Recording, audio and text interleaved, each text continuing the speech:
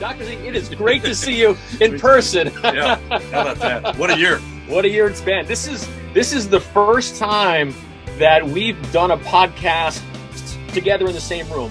Season 1, we did about 25, 26 episodes. But in terms of doing a podcast in person, we did season 1 all remote via Zoom, and here we are finally in person together. You know, JW, it seems normal, or it seemed normal until I'm here with you doing this, and I actually have a little bit of adrenaline.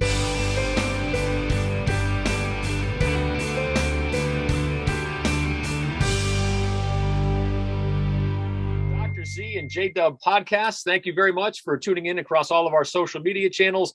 And as always, our podcast is available through iTunes, Spotify, and Google Play. The Dr. Z and J-Dub Podcast brought to you by Provenzano's Deli and the Charger Athletic Fund. I'm J.W. Stewart, joined by our University of New Haven Athletic Director, Shane Zenger. Dr. Z. Dr. Z, we are in the radio station, or as it's known now, the Burgundy Broadcast Media Center. So if you look out the window here, campus is just over here. We're just across Rudin Street here. As you look over you can see the library.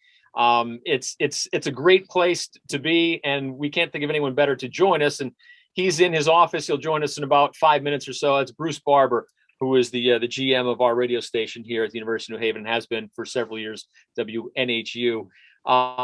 Bruce is a great guy. We've had a chance to meet him, and we look forward to having him on the show.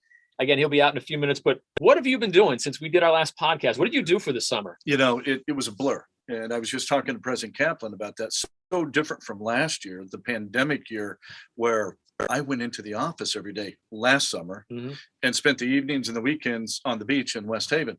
This year, I begin the mornings with a cup of coffee on the beach, but I barely see it because this is a real year. Yeah. And it's been fundraising and meeting with coaches and getting ready for a real fall sports season. Yep.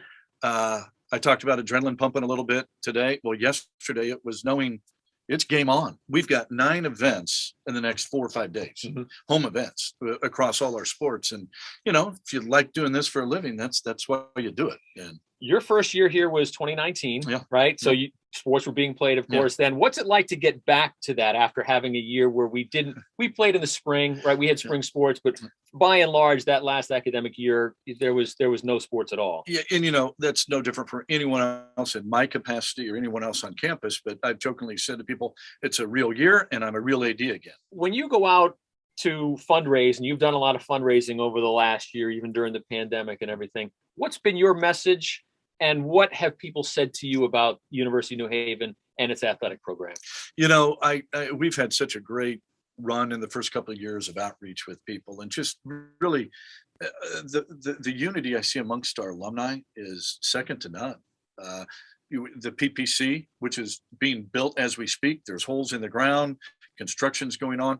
That's all out of the generosity of athletic alumni, for the most part. There is a love and a unity amongst that group. During the pandemic, getting out amongst them was really to our favor.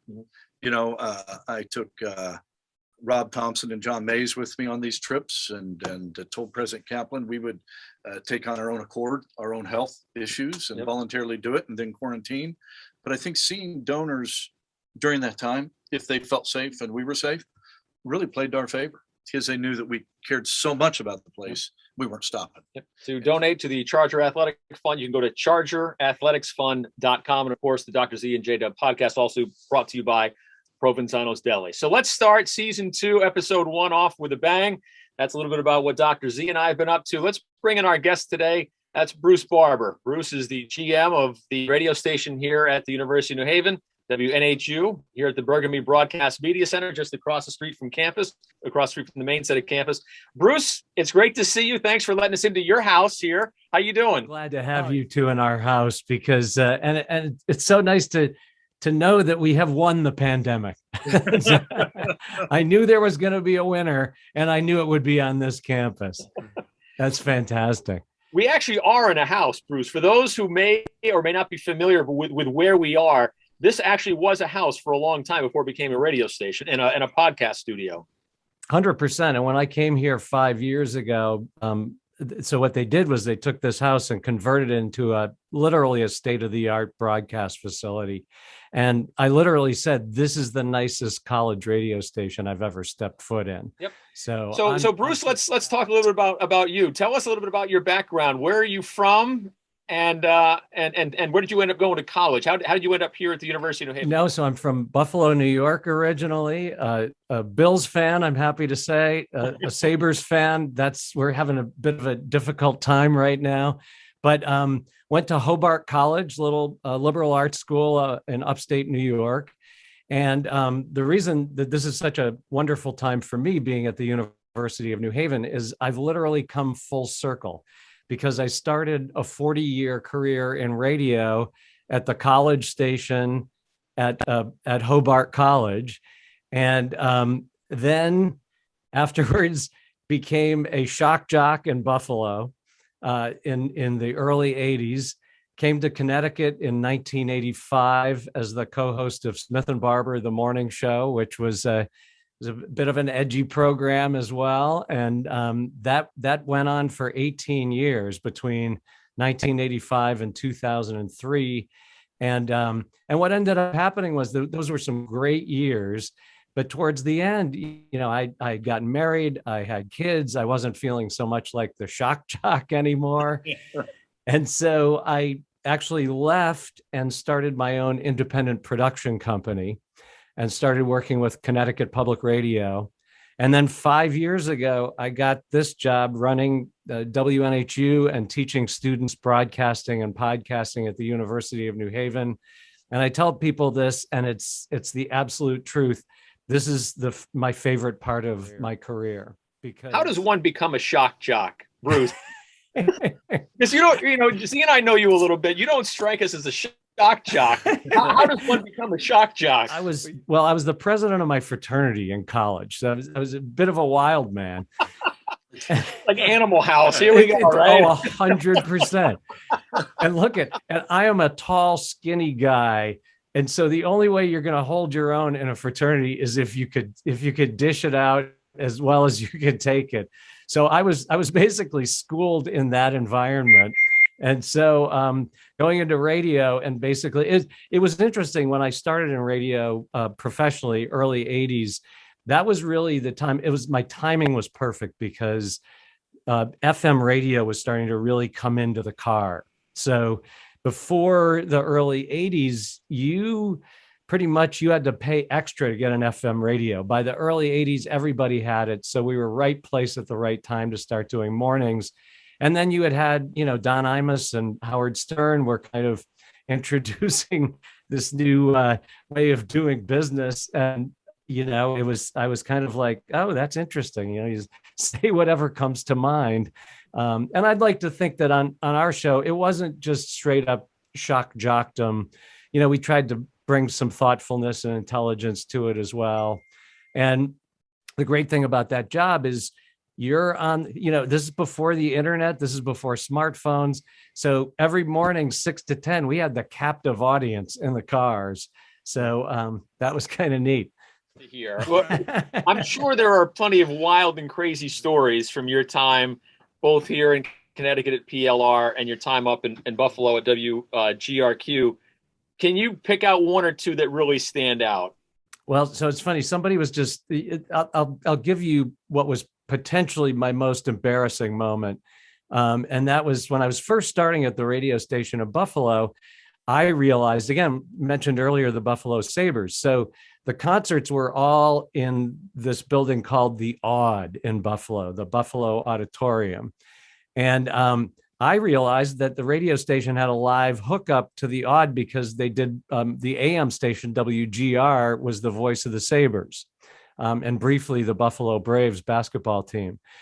So I said, well, I'll go down to the concerts and I'll, interview the bands and show them setting up. And so, a lot of bands came through. It was Ozzy Osbourne and ZZ Top and REO Speedwagon, Styx.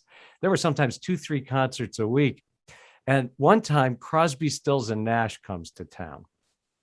Now, for whatever reason, even though I was in college in the 70s, I was at that point had never become a huge Crosby, Stills, and Nash fan. Didn't know a ton about the band. So, and this is before smartphones, I couldn't do a quick lookup. So very quickly they said, Graham Nash is willing to do an interview. And so, would you sit down with Graham Nash? And I was like, of course I'll sit down with Graham Nash. And so now I'm trying to think of what are some questions I can ask? So here's my beautiful icebreaker.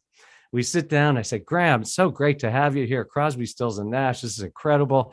And I don't know, in my mind, I had been thinking, well, Southern California, they're playing smaller venues and stuff. So I'm like, Graham, how's it feel? You're playing here in the odd, it's going to be like 16, 17,000 people tonight. And he just looks at me and he says, our first concert was Woodstock. Yeah. Like, okay, fine.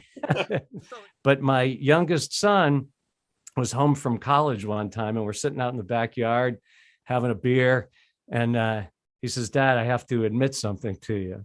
And I said, oh, no, is this an arrest? Is this, he said, I Googled you. How'd that go? It was like, oh man. And so I think the next day I Googled me to find out what he was coming across.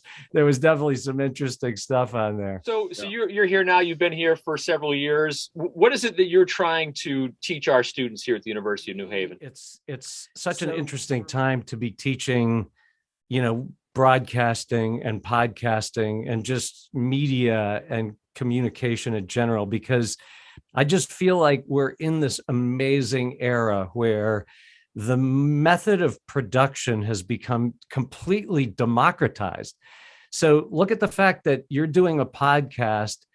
Number one, this is being created. Yes, you're in a beautiful WNHU 2 streaming studio, but you're really using Rob Thompson's laptop, and so these are all these tools of creation that are now available to anyone. So what I really like doing with our students is saying, what are you going to do with I can teach you how to use these things. And now what are the things that you can do with this? And I think that book is being written right now because it's all so new. So I think we're living in just this incredible time. And so what I've been able to do is kind of take whatever I learned those years doing radio. So that's really the kind of the presentation side, and then pairing that up with, these new methods for production and distribution, and then taking this new generation of creators and just letting them have at it. It's terrific. But just like so many other things, when one door closes, another opens. The shift is to this democratized audio visual form of journalism or whatever you want to call it. I think he actually said, J-Dub, if a couple of clowns like you can have a podcast, then anybody can do this. That's true. Yeah. Well, the other thing I'm really excited about now, and and this is so I want to take those building blocks of the ability to create content, and even as a recovering shock jock, I think, having now spent the last, year and a half in a global pandemic, it really makes you take stock of what's important. This podcast and any podcast can be used for a variety of reasons, mostly good, hopefully, if people's intentions are good. What's your pitch? You can use this as a recruiting tool. What's your pitch to potential students, especially communication students? Really what I enjoy is that we can bring our life experience. It's balanced with the traditional academics, and Dr. Z, it's why it's so great having you at the university now with your, incredible storied background. Our students benefit from that. It's, I tell people so I've lived in Connecticut for half my life and was aware of the university. But when I actually came here and started interacting with the faculty, the staff, the students, everybody at this institution, from President Kaplan all the way down to lowly me. No, but I will tell you every aspect of this. It's, I tell people I kind of came to this campus and fell in love. And I feel like it's just a really special place. And I just feel, super lucky to be part of it, Bruce, as we wrap up, parting thoughts or parting shots, if you want, for us. We'll give you the last word before Z and I wrap up. Listen, I spread the word. Let's, if you've got a young student that's in high school right now and would like to go to a fantastic university where we cherish experiential education. The other thing I love, we've got really good class sizes. So, I just love the ability to mentor students and work one-on-one, and that goes across the campus. So you got a student that I'll give the pitch for the communication, film, and media studies department. You've got somebody, send them to us, because we'll give them a good education, and we're training. But the thing I love doing is I feel like we are training the next generation of broadcasters and podcasters, and your student should be one of those. Guys, thank you so much. Thank you. That's Bruce Barber, who is the general manager at WNHU and also our Burgundy Broadcast Media Center here on campus. So, long-time disc jockey, especially for those of you from Connecticut, Smith and Barber in the morning for about 2 decades. Season 2, episode 1 is in the books. For Dr. Z, I'm J-Dub. We'll see you next time. Never Google yourself. Never Google. No self-Googling. I'll mute myself, which is something my wife has been trying to do for 28 years. She's like constantly trying to click a non-existent mute button.